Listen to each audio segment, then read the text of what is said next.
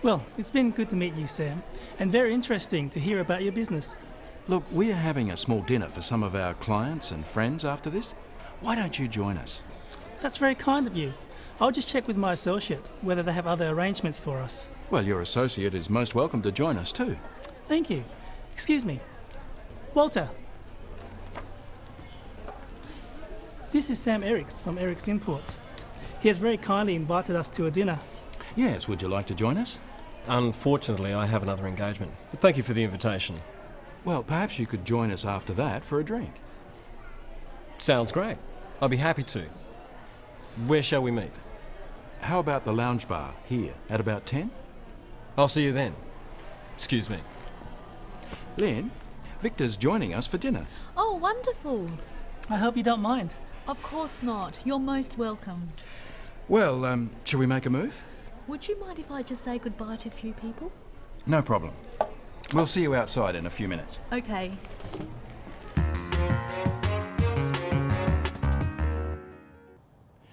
Let's look at invitations. How do you go about inviting someone to something? How does Sam invite Victor to his dinner?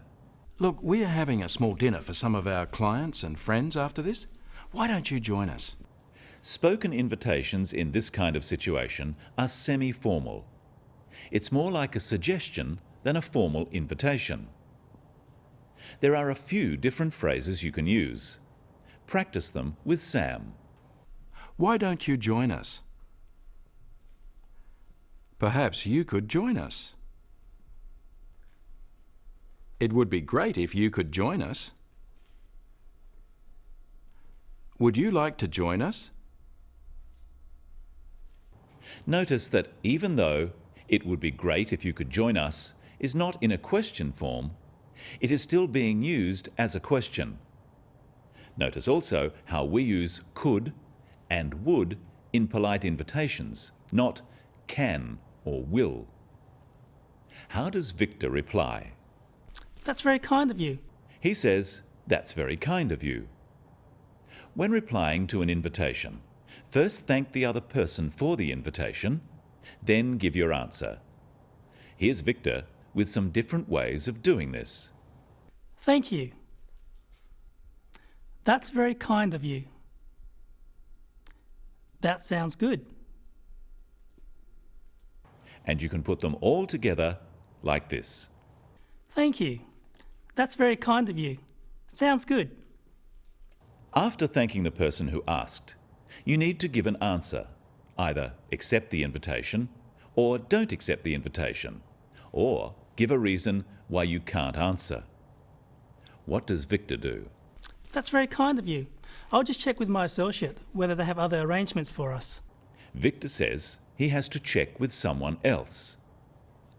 If there are other arrangements, Victor would make an excuse. When refusing an invitation, you should give a reason. Look at this. Would you like to join us? No thanks. Oh, right. It's rude just to say no without a reason. And the reason should be a good one. Look again. Would you like to join us? No thanks. It doesn't sound very interesting. Oh. Sam would rightly be offended by that reply. So what are some ways of making a polite excuse? Listen to Walter. Yes, would you like to join us? Unfortunately, I have another engagement, but thank you for the invitation. Walter doesn't need to say what his other engagement or appointment is, just that he has already made another commitment.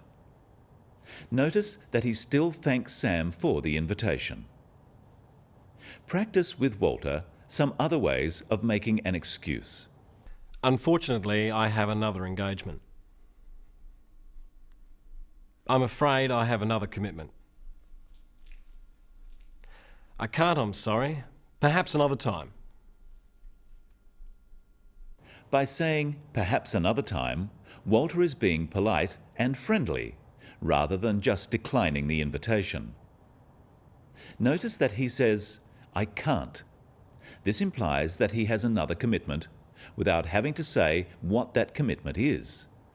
This is acceptable in business. Sam and Walter make another arrangement. Watch how they do this. Well, perhaps you could join us after that for a drink. Sounds great. I'll be happy to. Where shall we meet? How about the lounge bar here at about 10? I'll see you then. Sam says, perhaps you could join us after that for a drink. By saying perhaps, he is leaving the invitation open. Walter is under no pressure to accept.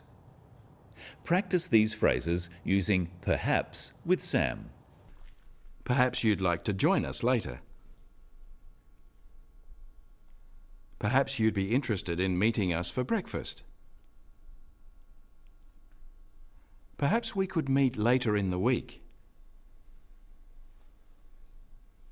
Notice that Sam says you'd. Perhaps you'd like to join us later. You'd is short for you would.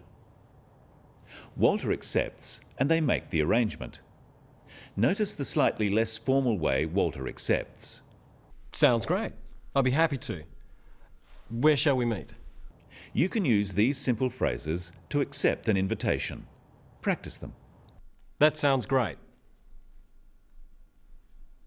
Sounds good. I'd love to. I'd be happy to. Walter says, where shall we meet? You can use shall or will, but shall we is a common usage in questions simply because it is easier to say than will we. Shall is also used when asking for or making suggestions. Let's look at how Sam makes the arrangement. How about the lounge bar here at about 10? I'll see you then. By asking where shall we meet, Walter is leaving the details of the arrangement up to Sam. Sam gives a place and a time. But because this is an informal meeting, he doesn't make it sound like an appointment. He says, how about the lounge bar? How about invites the other person to say if it is not convenient. And he says, at about 10, as a question. This also leaves room for the other person to suggest a different time. Practice these two phrases with Sam. Listen carefully to Sam's voice and whether he uses a rising or falling tone. How about the lounge bar here? About 10? Walter confirms the arrangement by saying, I'll see you then. This is now a definite commitment and an end to the arrangement. Notice how the stress is on the word then to confirm that the time is definite. Try saying this, I'll see you then. Let's have a look now at the end of the scene. There are some more useful phrases. Lynn, Victor's joining us for dinner. Oh, wonderful. I hope you don't mind. Of course not. You're most welcome. Well, shall we make a move? Would you mind if I just say goodbye to a few people? No problem. We'll see you outside in a few minutes. Okay. Victor says, I hope you don't mind. It's a polite way of asking for someone else's approval. But Lynn can't really say no since Victor is listening. But Lynn politely confirms the arrangement. Practice how she does this. Of course not. You're most welcome. What are the main points we've learned today? When inviting someone informally, make it sound like a suggestion. That way, if someone can't accept, they don't feel so bad. Why don't you join us? Instead of, I invite you to join us. And if you need to make an excuse, don't just refuse an invitation. Give a reason and apologize. I'm sorry, I have another commitment.